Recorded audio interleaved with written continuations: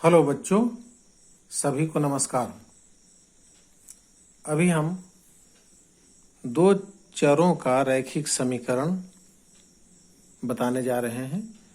इस समीकरण को, इसमें दो समीकरण है। एक समीकरण इसको देखिए, x प्लस 2y बराबर 7 और 2x plus 3y is equal to 12। ये दिया हुआ है प्रश्न। इसको हल करने के लिए हमने इसके पूर्व के वीडियो में एक तरीका बताया था, नाम था विलोपन विधि। अभी वैसे ही प्रश्न को हम दूसरे तरीके से भी बना सकते हैं, नाम है प्रतिस्थापन विधि। प्रतिस्थापन का मतलब होता है एक समान एक जगह से उठाकर दूसरी जगह रखना, और दूसरी जगह का ये जो है वहां खाली करना जगह और वहां पर दूसरी जगह रखना। प्रतिस्थापन मतलब किसी एक जगह से सामान उठाकर दूसरी जगह उसको विस्थापित करना।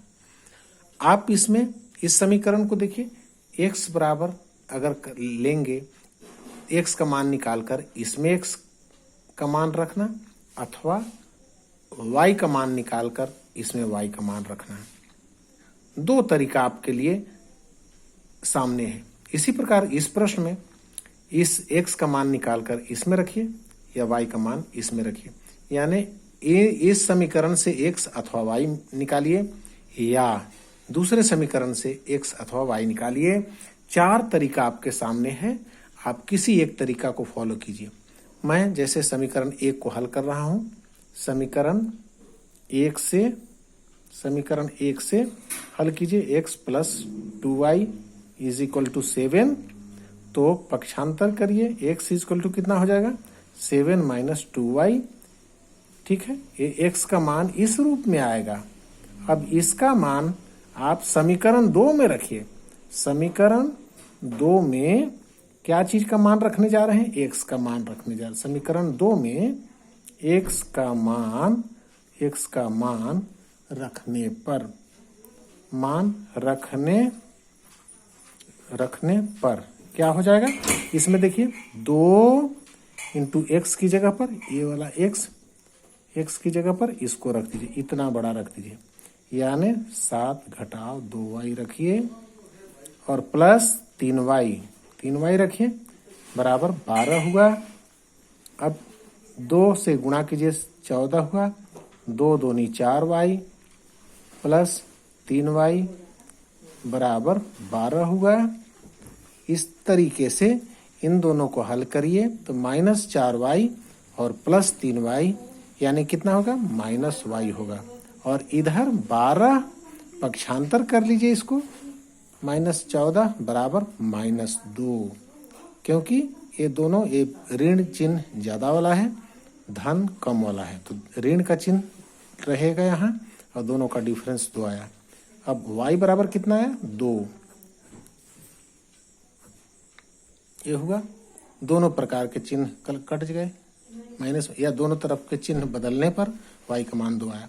अब y का मान किसी में रखिए, इसमें चाहे इसमें, दोनों में से किसी में एक में y का मान रख दीजिए। हम समीकरण 1 में ही रखते हैं, आसान समीकरण है क्योंकि इसके साथ गुणांक नहीं है, इसका 2 ही है। इसमें तो इसमें भी गुणांक है, इसमें भी गुणांक, इसी में रखना सुविधाजनक है। समीकरण 1 में x का मान, y का मान रखने पर क्या हो जाएगा, x प्लस 2 है, x प्लस 2 गुणित y का मान 2 बराबर 7 है। कितना हो जाएगा, x प्लस 4 बराबर 7 हो गया। और x बराबर पक्षांतर कीजिए, 7 घटाव 4 यानी 3, तो x का मान 3 आया, y का मान 2 आया। आंसर हो गया। ध्यान देने की बात यह है कि इसमें x का मान निकालकर एक समीकरण से x का मान निकालकर दूसरे में रखिए और आगे बढ़ जाइए, या y का मान निकालकर दूसरे में रखिए और आगे बढ़ जाइए। इस तरीके से आप बार बार प्रैक्टिस कीजिए, बार बार ऐसे प्रश्न को हल करिए। बहुत ही आसान है। आपको 2 समीकरण दिया जाएगा, उसमें आप x का मान निकाल लीजिए। इसी से मान लीजिए कि इसी समीकरण हम इसको चाहते तो ऐसे भी हल कर सकते थे। देखिए ये तो एक तरीका हुआ, दूसरा तरीका आप चाहते तो ऐसे भी हल कर सकते थे।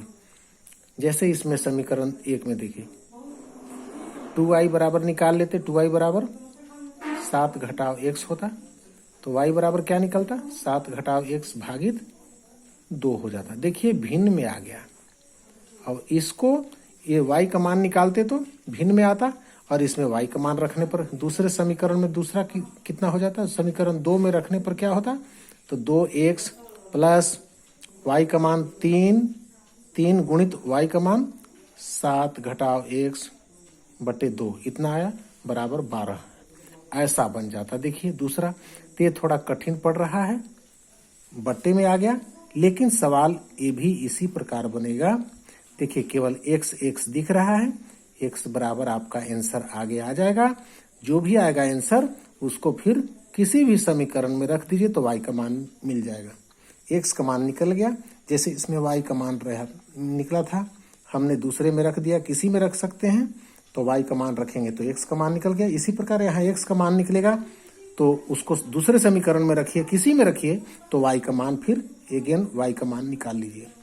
तो इसमें क्या दिक्कत हो रही है कि इसमें बट्टे आ जा रहा है। गुणांक वाला आप निकालिएगा, स्टार्ट कीजिएगा तो बट्टे में आ जाएगा।